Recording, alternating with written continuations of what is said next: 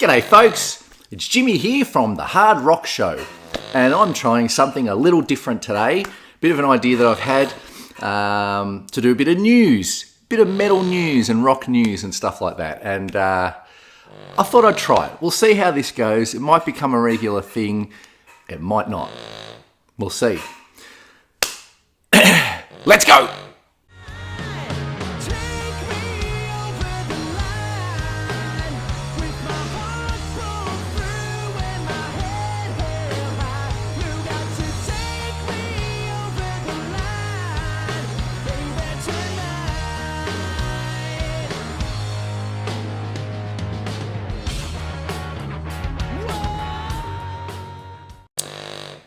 First cab off the rank on today's metal, rock news, whatever we're going to call it, I don't know.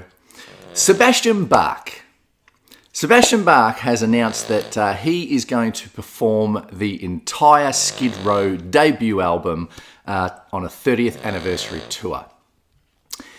This is from blabbermouth.net, and I'll read it as we go. Revered vocal powerhouse Sebastian Bach will celebrate the 30th anniversary of Skid Row's acclaimed self-titled breakout debut album with a US tour where he will perform the record in its entirety, plus other songs from his celebrated catalogue. Tour will kick off in Nashville, Tennessee on August 30 and will end in Pinellas Park, Florida on November 2. So, there's been a lot of stuff going on, obviously, as everybody knows, between Sebastian Bach and the other members of Skid Row over many, many years. And Sebastian has decided, well, originally he wanted to get back with the band, as everyone will probably know. And the band doesn't want to do that. They're quite happy to keep playing bowling alleys and small clubs in the States to virtually nobody. And Sebastian decided, stuff you guys, I'm going to go out and play the whole album myself on a tour. I hope this comes to Australia because I know that it's going to be very, very good, and I can't wait for some footage of it to appear on YouTube as this tour goes on. Skid Row, you had the perfect opportunity to get Sebastian back in the band and do something like this as Skid Row. It would have been massive and it would have sold out heaps and heaps of big, big, big venues, and you would have made a shitload of money. And it would have been great and the fans would have loved it. But you guys, you're hopeless. They say that they don't want the drama of Sebastian Bach. I say the fans want it. And without the fans, you would never have got anywhere anyway. And without Sebastian Bach, you would never have got anywhere anyway. But what's done is done. And Sebastian's going to do the whole album, so I think it's going to be fantastic. I think Skid Row, the band, is missing out big time. So good luck to Baz on that tour, and hopefully he brings it down under to Australia. Next up, Ronnie James Dio's Hologram hits Atlanta during the Dio Returns tour. This is again from blabbermouth.net. The new Ronnie James Dio Hologram played the third show of its month-long US tour last night, June 3, a while back now, at Center Stage, Atlanta, Georgia. The Dio Hologram production uses audio of Ronnie's live performances from throughout his career, with the Dio Disciples band playing live, consisting of Simon Wright on drums, Craig Goldie on guitar, and Scott Warren on keyboards, and someone else that I didn't get the words on my little screen for, but Dio Disciples, whatever.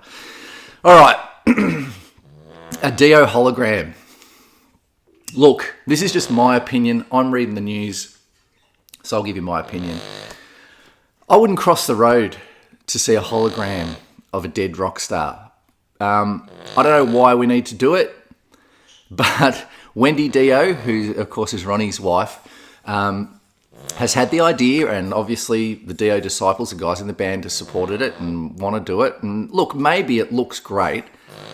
I don't know. Maybe if you're at the venue inside watching it, it would be good. I don't know. Personally, I think I don't want to see a screen with Ronnie.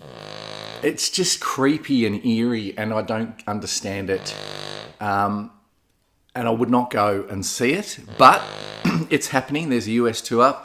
I hope my dog's snoring is not coming across too much on my microphone. She's got a wicked snore. I've got a bird in the background that's probably chirping away that you can hear as well. Bit of a menagerie in my house. So Ronnie James Dio is doing this hologram thing. I don't know. Tell me what you think. Personally, I think it's stupid. But maybe it works when you're inside the venue. Anyway, it's happening. Next up, Alter Bridge. This is from loudwire.com. I thought I'd chuck this in there. Alter Bridge have completed working on their new album, according to a Twitter update from bassist Brian Marshall. I don't know what's going on there, but I don't mind Alter Bridge. I think I'm a big fan of Miles Kennedy, so therefore I get excited when I hear his voice. And I think the last few Alter Bridge albums have been pretty good. So they are working on a new album, which is great. Good luck to them. Next up, Rammstein, however you want to pronounce it. They have broken records as their new album debuts at number 1 in 14 countries. It was released on May 18. Haven't got around to doing a review of it yet. Still getting through the album and listening to it. It's interesting, and I will do a review. But that is fantastic, I think, for Rammstein. Number 1 in 14 countries.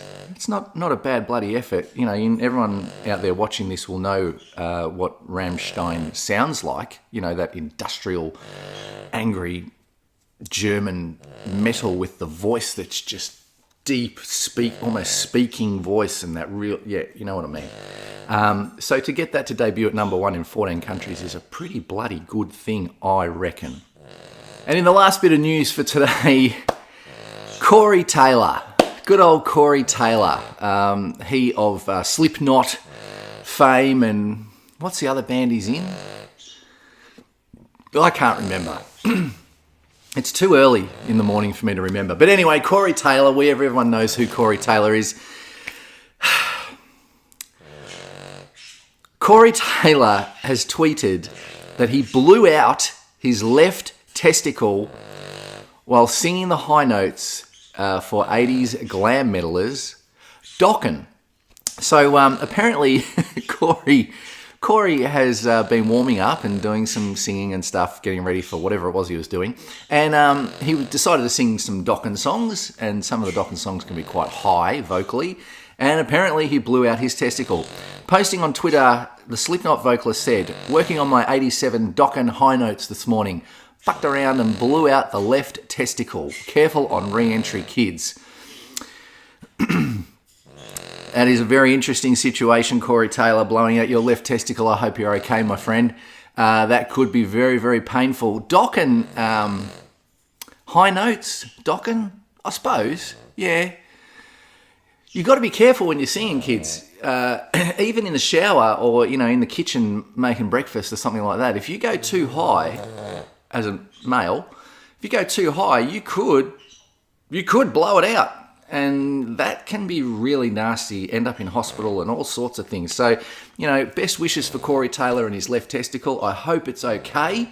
Hopefully he'll post an update soon without a picture telling us